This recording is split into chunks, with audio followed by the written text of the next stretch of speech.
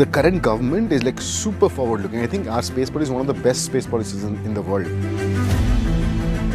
I think it's excellent just how much of a backing we have from Prime Minister Modi for the space sectors. Now we are completely capable of competing globally because policy is not the problem. Now it is up to the startups or the other companies to build out missions. He is able to go through it.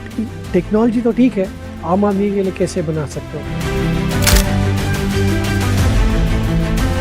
आपने एक नए क्षेत्र में साहस दिखाया है। सबसे बड़ी बात है कि आपने सरकार की बात पे भरोसा किया।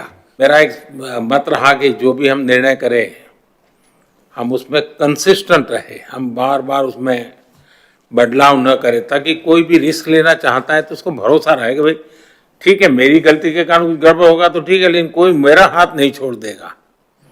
और ये विश्वास पैदा करने का हमारा प्रयास है। We're India's first space tech unicorn. With July 18th को हम भारत का पहला प्राइवेट रॉकेट सक्सेसफुली सैटेलाइट्स को इजेक्ट करके लॉन्च किया था। And this is just the beginning. Generally we say that just a warm up for Skyroot. अभी शुरुआत है एंड नेक्स्ट ईयर मिड तक हम एक लॉन्च पर मंथ हम कर रहे हैं। And also like thanks to you sir for opening up the sector. 3 factory बन चुका है, एक रॉकेट पर मंथ का कैपेसिटी है already. And this is just the beginning. अभी फ्यूचर ड्रीम है कि एक लॉन्च पर वीक करना है और सेवरल लॉन्चेस पर डे। एक ऐसा इंजन बनाया जो दुनिया का सबसे आधुनिक इंजनों में से आता है। सर इसको अभी हमने तैयार किया है, इसकी टेस्टिंग जारी है। उनका कॉन्फिडेंस है इन्वेस्टर्स का। स्काईरूट का जो लॉन्च हुआ है फर्स्ट, उसके बाद से बढ़ गया है। अच्छा वो रूट आपको काम आ रहा है? वो बहुत काम आ रहा है सर। दुनिया अब भारत के स्टार्टअप को खोजती होगी भाई कौन है इसमें, क्योंकि एक जब ब्रेक थ्रू होता है तो तुरंत लोगों का ध्यान जाता है। I think space industry open होने के बाद हमने एक बहुत अच्छी सी ट्रेंड देखी है। हमारे जितने सिटीजन्स यूएस और यूरोप में हैं, वे वापस आके हमारे साथ काम करना चाह रहे हैं। बहुत लोगों को हमें जोड़ना है।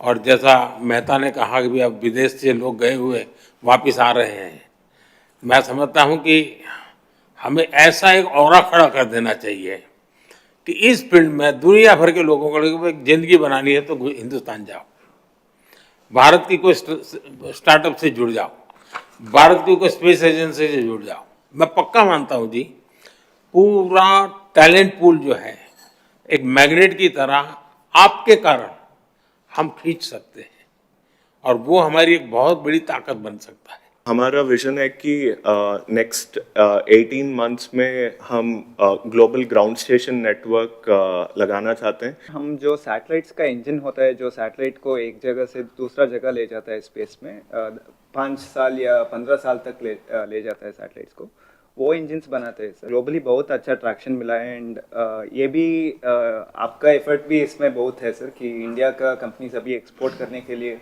गवर्नमेंट का सपोर्ट है। कॉस्ट में हम बहुत कॉम्पिटिटिव है, टैलेंट में तो कोई प्रश्न ही नहीं उठता है, और रिस्क टेकिंग कैपेसिटी हमारे देश के लोगों की वैसे भी ज़्यादा होती है, और उसके कारण हम बहुत तेजी से अपनी जगह बना सकते हैं। This robotic spacecraft will go to space, physically capture the dead satellite and remove it from the orbit. We are the first Indian company working on that docking and refueling technologies with the vision of establishing a fuel station in space. मेरा नाम अंतरिक्ष है, my co-founder Monika is also here. Sir हम India का first space pharma startup हैं। हम ऐसे satellites बना रहे हैं जो स्पेस में जाके फार्मास्यूटिकल्स मैन्युफैक्चर कर सके और उसे वापस ले आ सके अंतरिक्ष से। आपका नाम अंतरिक्ष रखा क्या आपके परिवार के लोग इसमें थे पहले से? जी सर, मेरी नहीं मेरी मम्मी ने रखा था सर। एक लॉन्च के बाद लास्ट वन मंथ में 8 लॉन्च कॉन्ट्रैक्ट मिला, 8 लॉन्चेस के लिए, और मोस्टली इंटरनेशनल है। तो अभी तो 10 लाख फार्मर के साथ we are planning to launch this information. Sir ये आपके लिए, ताकि एक याद बनी रहे कि आपकी ओपनिंग जो आपने ओपन किया था प्राइवेट सेक्टर, उससे जो प्राइवेट सैटेलाइट है उससे भारत की ब्यूटी जो दिख रही है।